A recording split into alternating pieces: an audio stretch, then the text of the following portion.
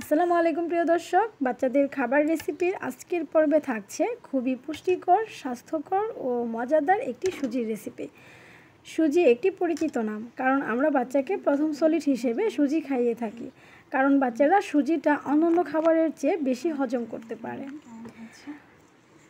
কিন্তু সুজিতে উচ্চমানের কার্বোহাইড্রেট ছাড়া তেমন কোনো পুষ্টিগুণ থাকে না। তাই এই সুজিকে আমরা কিভাবে পুষ্টিকর ও ক্যালোরিবহুল করে খাওয়াতে পারি তারই একটি ছোট্ট রেসিপি আপনাদের সাথে শেয়ার করব।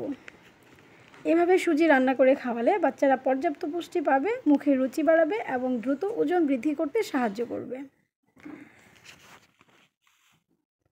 তো চলুন দেখে নেওয়া যাক আজকের রেসিপিটি। এখন আমি এখানে একটি পাত্র নিয়েছি, এখানে নর্মাল বিশুদ্ধ পানি নিয়েছি, সমপরিমাণ গরুর দুধ নিয়ে নিচ্ছি। আমাদের বাংলাদেশি ডক্টররা 2 বছরের নিচে শিশুকে গরুর দুধ খাওয়াতে নিষেধ করে, এজন্য আমি সমপরিমাণ পানি মিক্সড করে আমার বেবিকে খাওয়াই। এখন আমি 4-5 চামচ সুজি দিয়ে দিচ্ছি। আপনারা আপনাদের বাচ্চার চাহিদা অনুযায়ী সুজিটা দিয়ে নেবেন। আমি কেনা সুজিটা ইউজ করছি, আপনারা ঘরের চালের সুজিটাও ইউজ করতে পারেন। আর এখন তাল মিষ্টি দিয়ে নিচ্ছি। চিনিটা বাচ্চাদের ঠান্ডা লাগার সম্ভাবনা থাকে, এজন্য আমি তাল মিষ্টি ইউজ করি। তারপর খাবারটিকে আরও বেশি ক্যালোরিবহুল ও পুষ্টিকর মজাদার করার জন্য আমি এখানে মিষ্টি লাউ সিদ্ধ করে নিয়েছিলাম। মিষ্টি লাউটা আমি সুজিতে দিয়ে নিচ্ছি।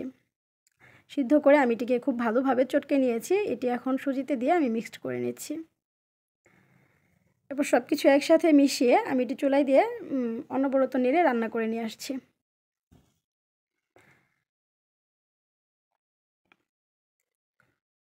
এখন আমি চুলায় সুজিটা বসিয়ে দিয়েছি। এখন এটিকে আমি ফার্স্টে অনবরত নাড়তে থাকবো। হাই হিটে আমি প্রথমে রান্না করে নিব এটিকে। বলক আসা পর্যন্ত আমরা অপেক্ষা করতে থাকবো।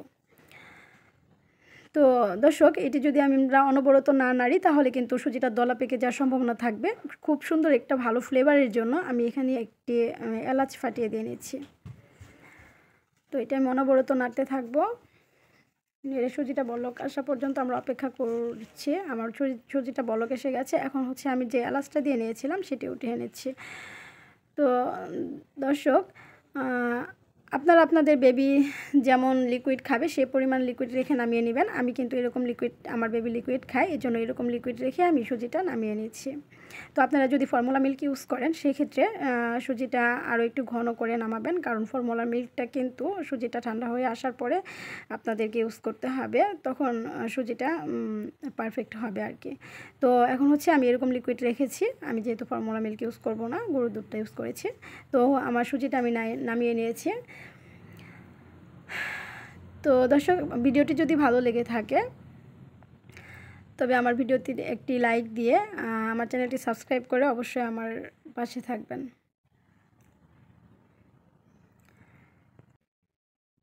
খাবারটি কিন্তু খুবই মজাদার ও টেস্টি। এটি আপনার বেবি খুব সহজে হজম করতে পারবে এবং আপনার বেবির মুখে অবশ্যই রুচি বাড়াবে। তো দর্শক, এই ছিল আমার আজকের আয়োজন। এরকমই আরও অনেক রেসিপি নিয়ে হাজির হব আপনাদের মাঝে। এমনই রেসিপি পেতে আপনারা আমার চ্যানেলটি অবশ্যই সাবস্ক্রাইব করে পাশে থাকা বেল আইকনটিতে একটি ক্লিক করে দিবেন।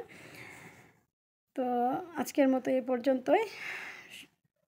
ভিডিওটি দেখার জন্য সবাইকে অসংখ্য ধন্যবাদ জানিয়ে এখানেই বিদায় নিচ্ছি। ভালো থাকবেন সবাই এবং সবাই আমাদের জন্য দোয়া করবেন